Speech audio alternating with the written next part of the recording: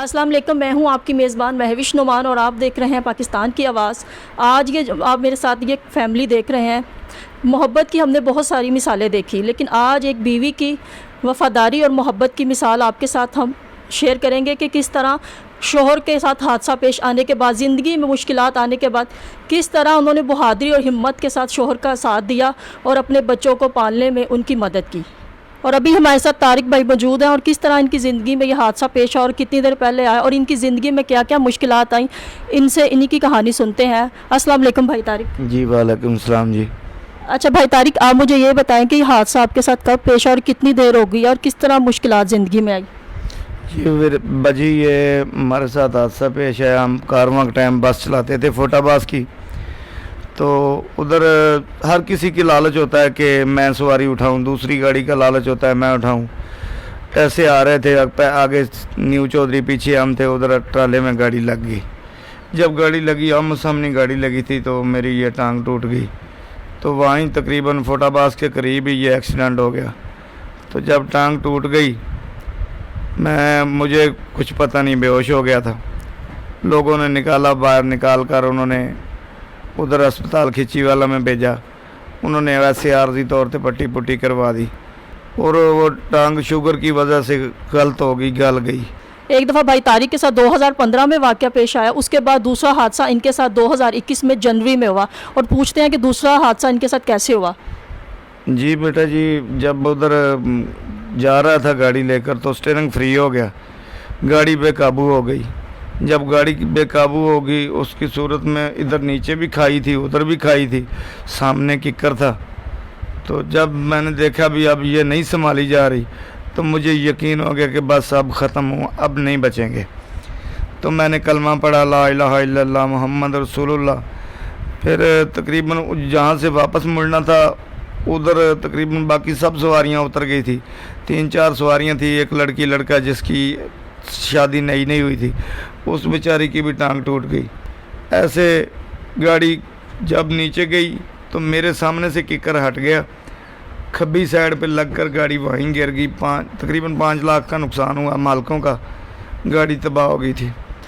2 दफ़ा भाई के साथ ये हादसा पेश आया और भाई की टांग जो है बहुत ज़्यादा अफेक्ट हुई, जिसकी वजह से भाई काम नहीं कर सकते और काम करने से महरूम हो गए। तो क्या क्या मुश्किलात इनकी ज़िंदगी में अब हैं, इस हादसे के बाद ये इनसे पूछते हैं। मुश्किलात तो मुश्किलात ही हैं हर वक्त। ऊपर से ये कोरोना का मुश्किलात है, ये भी जब से उस वक्त इसका भी परेशानी बनी हुई है। फिर मैं काम से बैठ गया, मैं तो कर नहीं सकता कुछ, तो मेरी बीवी का ही सहारा था। पहले भी इन्होंने मुझे 2 साल में खड़ा किया, लोगों के बर्तन धो कर, सफाइयाँ कर के, और रात जाते भी दुआएं मांगनी, रो कर आते भी दुआएं मांगनी, क्योंकि मेरा कोई और नहीं है, ना माँ है, ना बहन है, ना भाई है, ना बाप है, वो यही है सब कुछ मेरा। तो इन्होंने मेरे लिए दुआएं भी की और मुझे पहले भी इन्होंने खड़ा किया। अब यही बेचारी आती है, काम करती है, बर्तन धोती है, मैं तो कुछ भी नहीं कर सकता। घर में पड़ा हूँ एक ज़िंदा लाश की तरह। मुकद्दर सहारा बन गई है मुकद्दर का, ये लाठी के साथ चलता हूँ। रक्षा लिया है किश्तों पे, वो भी नहीं चला सकता, वो सामने दरवाजे के खड़ा हुआ। अगर किसी को देता हूँ तो वो भी नुकसान करके दे देगा मेरे साथ, मुझे कोई अच्छा नहीं सिला मिलेगा उसका। अभी हम जो भाई तारिक की बीवी या फरजाना बीबी, उनसे बात करेंगे किस तरह ज़िंदगी में मुश्किलात आने के बाद उन्होंने अपने बच्चों को मियाँ और बीवी दोनों का फ़र्ज़ अदा करते हुए, यानी कि माँ और बाप दोनों का फ़र्ज़ अदा करते हुए किस तरह उनकी कफ़ालत की और किस तरह वो घर का सिस्टम चला रही हैं। अस्सलाम वालेकुम भाजी, कैसी हैं आप? वालेकुम सलाम जी, ठीक है। अच्छा भाजी, आप मुझे ये बताएं कि मतलब जैसे भाई के साथ हादसा पेश आया, मुश्किलात आई, तो किस तरह आप बच्चों की कफ़ालत कर रही हैं, किस तरह उनकी ज़िंदगी में जो मुश्किलात है, उनका खाना पीना, स्कूल और ये सब कैसे आप सिस्टम चला रही हैं? बाजी सर पर पड़ी है तो करना तो पड़ेगा ना। अल्लाह ताला ने जो मुश्किलात दी है वो उसको डट कर और सामना तो करना पड़ेगा ना। इन लोगों का कौन है मेरे सिवा? जब एक कहते हैं ना, जो गाड़ी के 2 पहिए होते, एक गिर जाए दूसरा तो हिम्मत नहीं ना हारता। इसलिए मैंने नहीं हिम्मत हारी, मैं इनका डट कर सहारा बनी, उनका संभाल रही हूँ, देखभाल कर रही हूँ। मियाँ को भी देखभाल कर रही हूँ, उसकी भी, बच्चों को भी संभाल रही हूँ। जी मैं काम करती हूँ, लोगों के घरों में काम करती हूँ। برتن دھوتی ہوں، کپڑے دھوتی ہوں اور صفائی کرتی ہوں، گھر کا کام کرتی ہوں. صبح جاتی ہوں 9:30 بجے سے، دوپہر آج جلدی آئی، 2:30-3 بج جاتے ہیں ادھر کام کر کے، پھر گھر کا آ کے بچوں کو سنبھالتی، گھر کا کرتی ہوں. اچھا بھائی طارق، آپ مجھے یہ بتائیں کہ اس زندگی میں اور پہلے والی زندگی میں کیا فرق ہے، اور کیا اس حادثے کے بعد آپ کی زندگی میں مشکلات جو آئی ہیں، اور کیا آپ کہنا چاہتے ہیں اپنے دیکھنے والوں کو؟ جی باجی، پہلے والی زندگی تو اتنی اچھی تھی کہ ہم شہنشاہوں والی زندگی گزار رہے تھے.